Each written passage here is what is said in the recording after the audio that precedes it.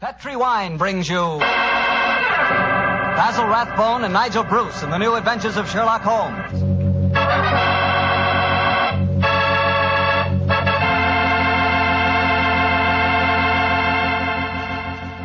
The Petri family, the family that took time to bring you good wine, invite you to spend the next half hour listening to Dr. Watson tell us another exciting adventure he shared with his old friend, that master detective, Sherlock Holmes.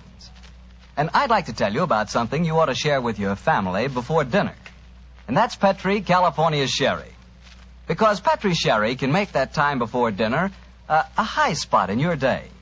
That Petri Sherry is a truly fine wine. Its color is a deep amber, rich and inviting. And the wine is wonderfully smooth and full-bodied. Flavor, just swell. Honestly, I mean it when I say the best beginning a good meal ever had is a glass of Petri Sherry. Oh, and look, if some of your family like their sherry dry, not sweet, they'll really like Petri Pale Dry Sherry. So to be sure you please everyone, don't buy one, buy two. Buy the regular Petri Sherry and Petri Pale Dry Sherry. And be sure you look for those letters P-E-T-R-I, because they spell the proudest name in the history of American wines, Petri.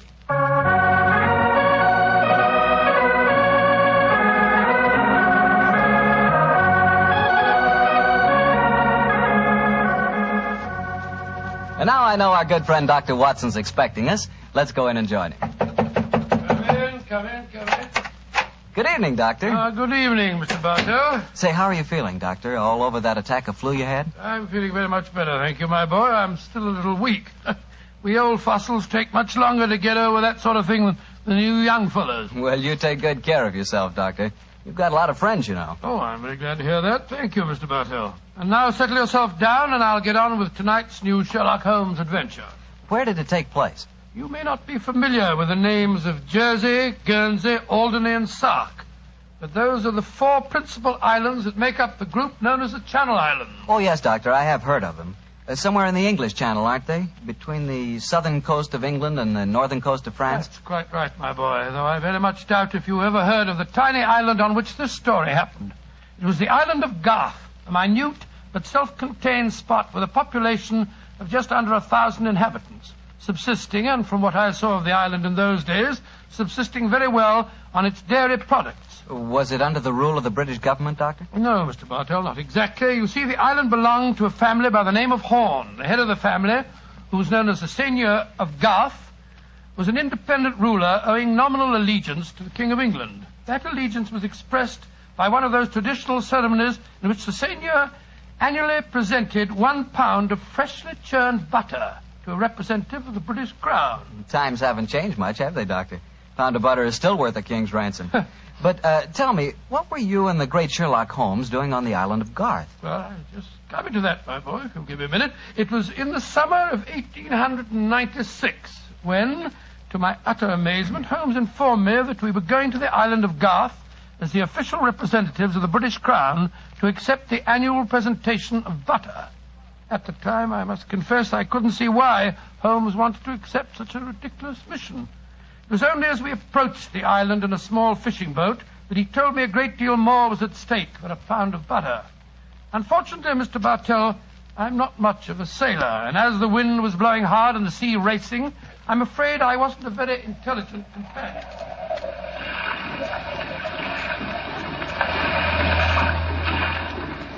Cheer up, Watson. We'll soon be there. I hope so. I feel wretched, Holmes. I must say the whole trip seems utterly ridiculous to me. Plunging and bobbing about in a little boat in a raging torrent just because somebody wants to give somebody else 1 pound of butter. Dear old Watson, you don't really think our mission is so innocuous, do you? Then why are we going to the island of Garth? We're going to the island of Garth at the express wish of its present ruler, Martha Horn. Martha Horn? I never heard of her. She's an extremely spirited old lady, and the only woman who dared tell a certain resident of Windsor Castle that she looked devilishly dowdy for an empress. Great Scott, you mean that I mean, Watson, that Martha Horn's behests are not lightly disregarded. Obviously, she wishes to see me urgently. Also, my brother Mycroft put pressure on me. He reminded me that a visit to Garth might be closely allied to this emerald tie pin I wear. Of course, you recall the origin of this pin. Well, naturally. That lady at Windsor Castle gave it to you after our little trouble last year. over those stolen plans for the Bruce Partington submarine. Exactly, my dear fellow. But remember that the spy Oberstein had put those plans up for auction in all the naval centers of Europe. Some hint of their nature must have leaked out. It's even possible that other powers may be able by now to duplicate the pride of our submarine fleet. And whoever controls the channel, Watson, controls England. Well, they're dropping anchor, and yet we're still a quarter mile out from the island.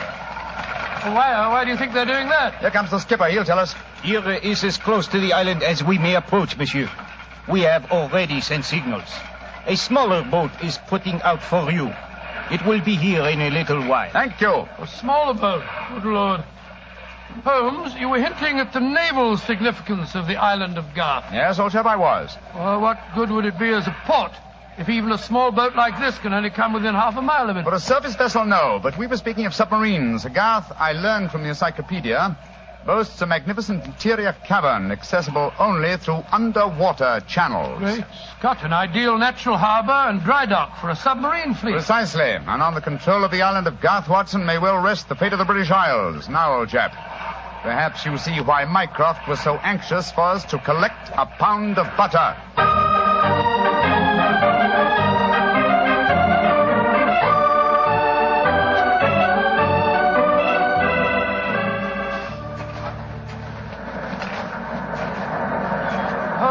Doesn't it seem wonderful to be on land again? First the fishing smack, and then that wretched little rowing boat. Then the bucket swinging us up the face of the cliff. Now at last I can stretch my legs. Steady, old chap, steady. Let me give you a hand. You'll soon get your land legs back again. Thank you. I'm a bit shaky, I must confess. Hello? Who's that couple walking towards us? Our welcoming committee, no doubt. How do you do? Mr. Sherlock Holmes and Dr. Watson. Permit me to present myself. I am Dr. Hugo Oberwald. How do you do, sir? How do you do, Doctor? And this is Mrs. Reeves, the housekeeper at Horn Castle, where you will be staying. How do you do? How do you do, Mrs. Reeves? Welcome to the island of Garth, gentlemen. We were deputed to come and greet you and take you back to the castle. We can walk there across the cliff tops. It isn't very far. Splendid. I think my friend will appreciate traveling on terra firma once again. Dear me, Herr Doctor. You are not a good sailor, perhaps? No, perhaps about it, sir. I had a miserable crossing. I am sorry to hear it. I trust your short stay at the castle will be some recompense for the journey. The formal presentation of the butter will take place tonight. There will be no reason why you gentlemen cannot return to the mainland tomorrow. Oh, thank you, Mrs. Reeves, but it's more than likely that we shall stay on for a few days. Oh, it will be quite unnecessary. I'm afraid that is a matter for Mrs. Horn and ourselves to decide. I'm afraid that Mrs. Horn is incapable of making any further decisions. Oh, what do you mean, madam? Obviously, you have not heard, but the news is slow in reaching the mainland. Mrs. Horn died yesterday. Died? Good Lord, a natural death, I suppose. But, of course, I attended her myself. A simple case of heart failure. the poor lady died in her sleep. Shall we begin our walk to the castle? By Jove, Holmes, this changes things. You suppose it was a natural death? I suppose nothing, old fellow. But in almost 20 years of practice, I can recall precisely 3 clients, actual or potential, who died natural deaths. Come on, let's follow them.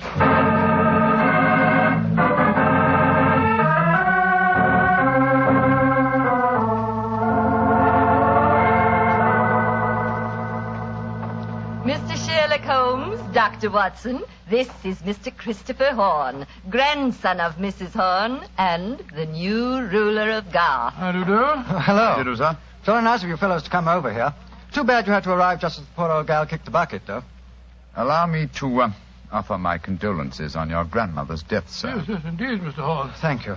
It was a ghastly business. I found her, you know. Christopher. Frightful sight. There was an awful silly grin on the old dear's face, and...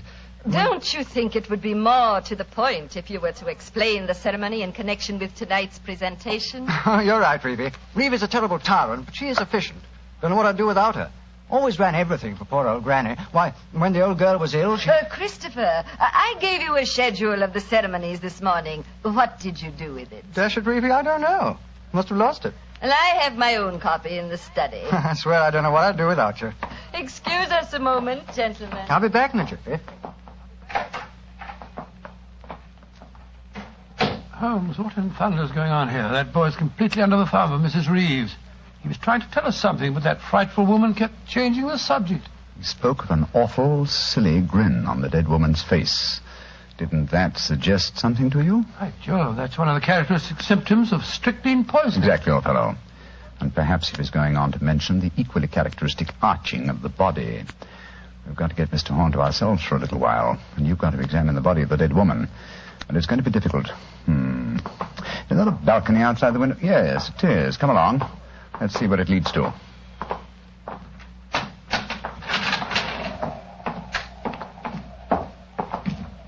The balcony seems to lead right round this particular wing of the castle. Must have served as a lookout in the olden days.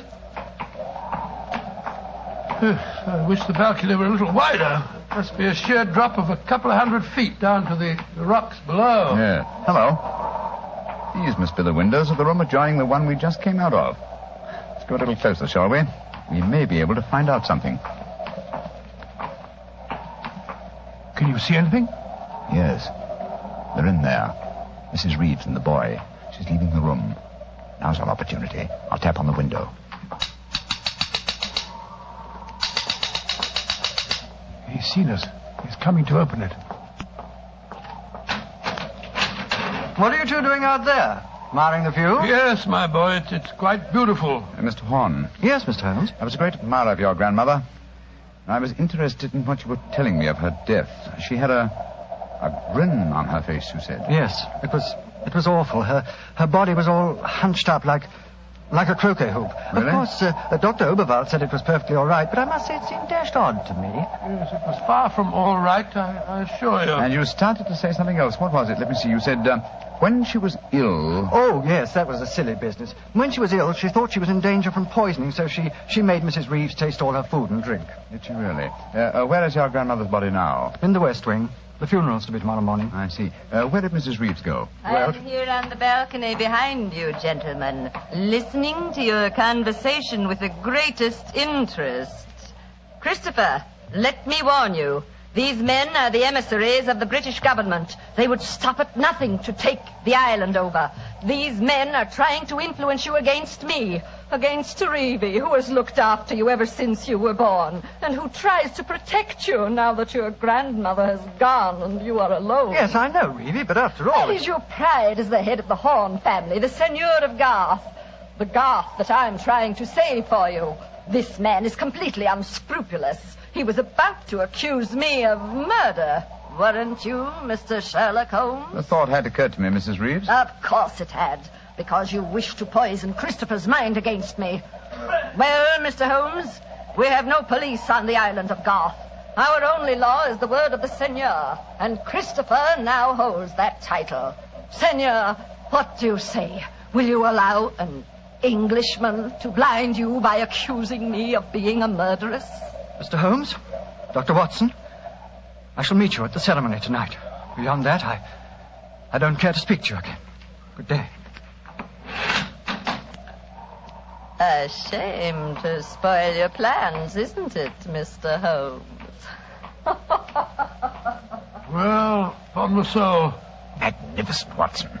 Magnificent. A murderess who seeks to defeat me by accusing herself. Superb. It's a new game, my dear fellow, and one that must be played to a finish.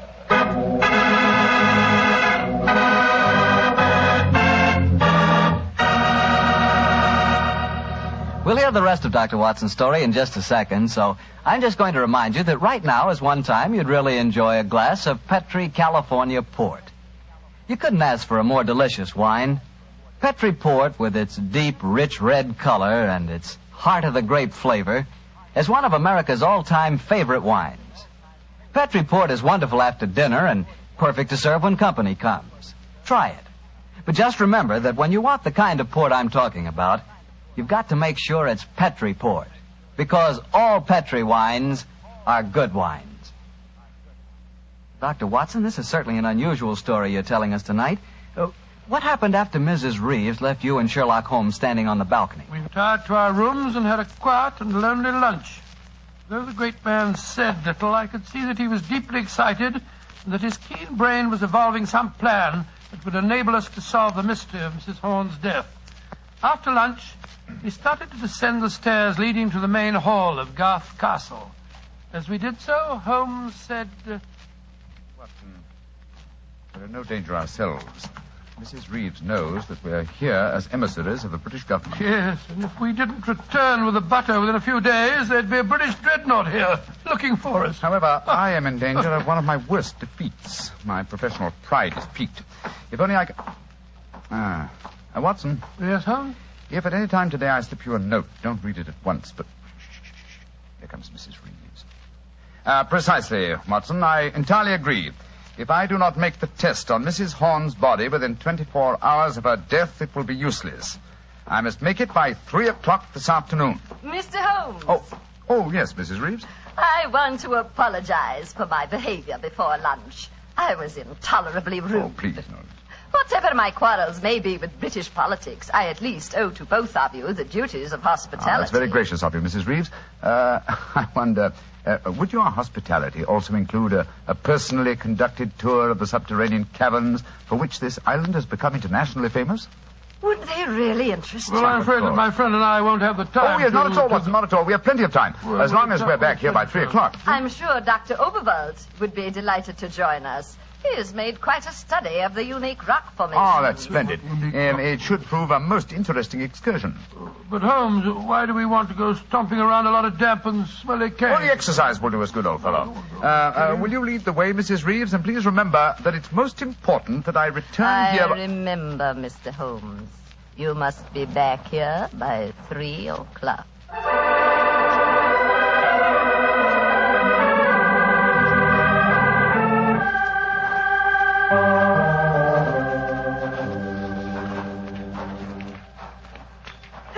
Further, Mr. Holmes, and we shall reach the giant cavern. Most interesting. Watson and Dr. Oberwald seem to have lagged behind us somewhat. They will be here in a moment.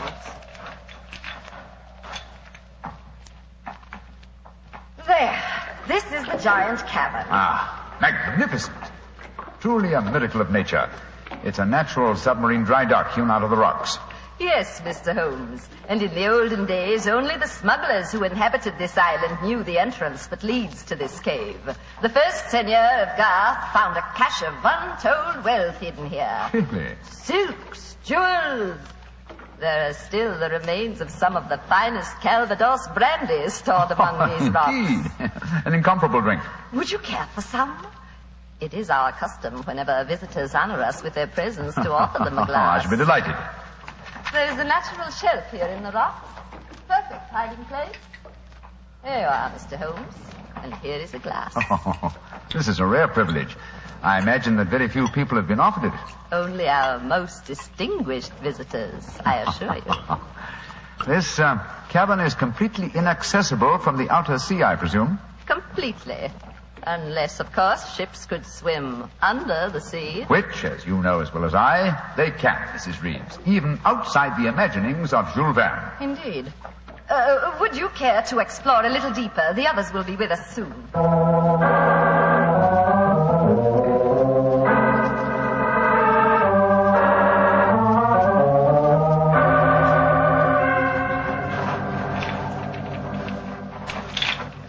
Dr. Oberwald, the others seem to be some way ahead of us. Yes, they do, don't they, Doctor? Holmes?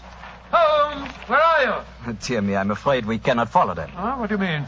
The next cavern is already cut off by the rising tide. Great Scott, you mean that they're cut off? I am afraid so. But do not worry here, Doctor. In a few hours, the tide will recede. They are in no danger. Just, shall I say, temporarily marooned.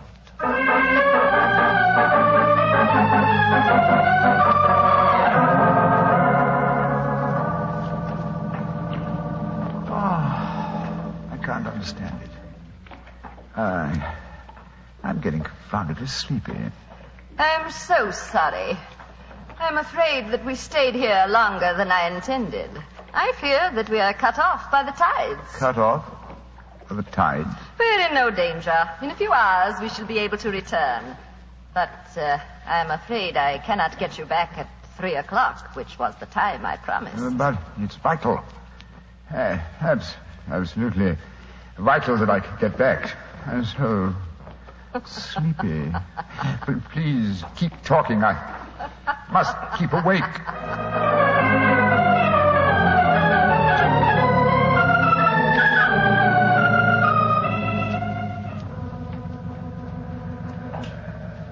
But, Dr. Oberl, I must get to Sherlock Holmes at once. I am sorry, Herr Doctor, but we are not able to control the forces of nature.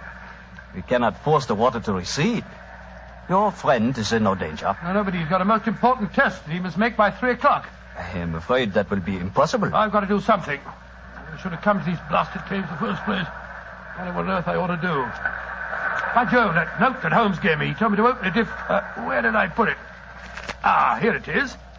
A note for Mr. Sherlock Holmes, eh? Vital that you make medical test. Great Scott, Dr. Overall, it's absolutely necessary for me to return to the castle at once. Indeed. A note for Mr. Sherlock Holmes, and now it is most important that you return to the castle. No, my fine English friend. I am afraid I cannot allow you to. Oh, I don't know how you propose to stop me, sir. You see this revolver? And do you see this stick? I warn you, Herr Doctor. Oh, no, you don't. I'm sorry you can't hear me, Dr. Overville, but when Sherlock Holmes gives me orders, I carry them out.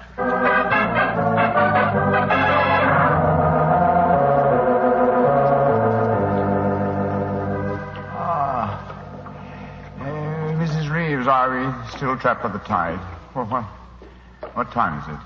5 o'clock. I'm afraid that you will be a trifle late for your important appointment. What a pity. You deliberately trapped me here. You drugged the brandy and kept me a prisoner. Did I? Now, why should I do that, Mr. Holmes? Because you're greedy for power. That's obvious in your domination of that pleasant though weak young man who is now Senior of Garth. I'm sure your beliefs would find support in certain ideologies now arising in Germany. Your choice of a German doctor as an accomplice in your plans would support that theory. And what might my plans be? I should say that you're determined to give Garth as a submarine base to Germany. With this island in their power, they could control the channel. Very interesting. And I suppose, as well as being a spy, I'm responsible for Mrs. Horn's murder? You and Dr. Oberwald between you? She was too strong for you. You had to get her out of the way. You probably made subtle attempts on her life at first, the origin of which you did not realize, but which caused her eventually to send for me. My arrival forced your hand, and so you and Dr. Oberwald resorted to the quite unsubtle expedient of poisoning her. All pure supposition, Mr. Holmes. The only law on this island is Christopher Horn. Do you suppose he'll believe you? No, I suppose he won't. You've outwitted me, Mrs. Reeves. I walked into your trap just as you intended me to. Then in that case, you may collect your pound of butter tonight and return to the mainland tomorrow. Mrs. Reeves, how much longer do we have to wait for the tide before we can make our way back to the castle? We can leave now. We could have left at any time. There's another secret entrance that is above the tide level.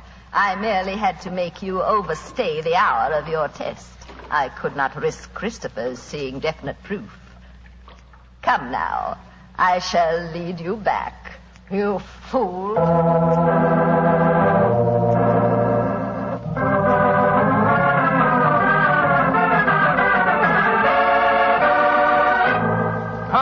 Holmes, where have you been all this time? Mind that, Watson. Did you open the note? Yes. Followed my instructions? Yes, it was, as you suspected. Thank heaven, old chap. Then now we can hoist her with our own petard. Shh. Here she comes. I'm glad to see, gentlemen, that you have assembled here in the seigneur's room. The ceremony of presenting the butter traditionally takes place here. As soon as Christopher arrives, we will explain our customs in this matter. Dr. Watson, I trust that Herr Oberwald proved an interesting companion on your excursion this afternoon. Yes, indeed, most interesting. We had a discussion of the relative merits of the walking stick versus the revolver. I think I was able to make my argument fairly convincing. Where is Dr. Oberwald now? I imagine he's lying down. He had all the symptoms of impending headache when I saw him last. Why are you smiling, Mr. Holmes? What's been going on? I'm afraid, Mrs. Reeves, that your plans have misfired rather badly. As soon as Mr. Horn arrives, I expect you will be under arrest for murder and high treason. Christopher would never believe you. Wouldn't I? Mrs. Reeves, you poisoned my grandmother. Christopher, what lies have these men been telling you? You're the one that's been telling me lies. I believed you when you said you'd been tasting the old lady's food. But when Dr. Watson showed me the results of his test this afternoon, it was as clear as daylight. But the tests could prove nothing after 24 hours had passed. You said so yourself, Mr. Holmes. A deliberate lie, Mrs. Reeves. I'm afraid that I invented that mythical 24-hour test. I knew that as soon as I mentioned it, you would attempt to prevent my carrying it out. So I was delighted when you fell into my trap. You thought that you were shanghaiing me, whereas in reality I was shanghaiing you. My job is to prove your guilt to the senor. With your dominant presence away from the household, it was easy for Dr. Watson to make his test. You devil. You knew all the time. Oh, of course I did. But I had to deceive you. I'm glad my performance was sufficiently convincing. By the way, Mrs. Reeves, the drugged brandy was dreadfully clumsy. You didn't drink it, Holmes? Why, of course I didn't. But it was very unflattering to me that Mrs. Reeves thought I might. Mrs. Reeves, you realize what this means, don't you? I'm going to ask these gentlemen to take you and Dr. Oberwald back to the mainland with them tomorrow. And stand trial in a British court? Never. I was born on the island of Garth. I have lived here all my life, and I shall die. Reevy, what are you up to? Stop her! She's going out on the balcony. One day, Garth will belong to Germany. One day, the whole world will belong to Germany. Goodbye, you meddling fool. Goodbye. Great Scott, she's gone. It must be a couple of 100 feet to the rocks below. What a dreadful thing. I still can't believe she was a murderess and a traitor.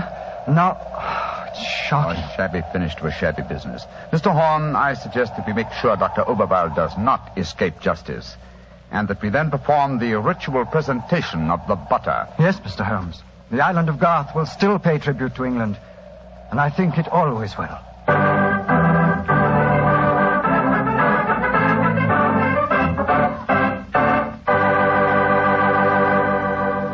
Well, Doctor, that was some story.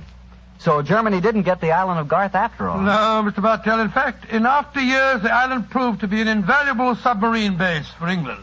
Say, what about the pound of butter? Did Holmes get it? Oh, yes. But why are you so interested in the butter? Are you kidding? In our house, butter is our second most favorite topic of conversation. Your second most favorite? Well, what's your favorite topic of conversation? Remember, you asked me. Petri wine. Oh, as if I didn't know. Doctor, that Petri wine is something to really talk about. You know, the Petri family has been making wine for generations. Why, the art of making fine wine is their heritage, handed down from father to son, from father to son. Believe me, when it comes to turning luscious, sun-ripened California grapes into fragrant, delicious wine, the Petri family really knows how. And they're proud of their wine, too. That's why the name Petri on a bottle of wine really means something. It's the personal assurance of the Petri family that every drop of that wine is good wine. It ought to be, because Petri took time to bring you good wine. Well, Dr. Watson, what new Sherlock Holmes adventure do you have lined up for us next week? Next week, Mr. Bartell, I'm going to tell you a story that took place on the Sussex Downs many, many years ago. It concerns a young girl, a painter in watercolors, and a very wise old lady. I call it The Adventure of the Living Doll.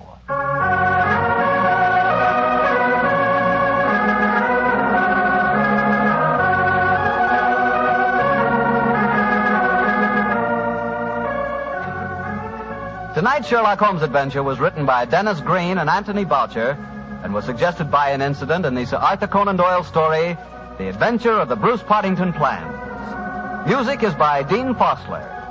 Mr. Rathbone appears through the courtesy of Metro-Goldwyn-Mayer, and Mr. Bruce through the courtesy of Universal Pictures, where they are now starring in the Sherlock Holmes series.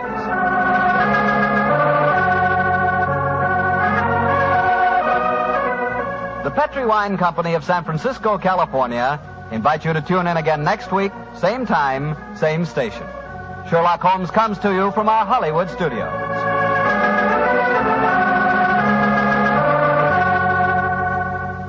This is Harry Bartell saying goodnight for the Petri family. For a solid hour of exciting mystery dramas, listen every Monday on most of these same stations at 8 o'clock to Michael Shayne, followed immediately by Sherlock Holmes. This is the Mutual Broadcasting System.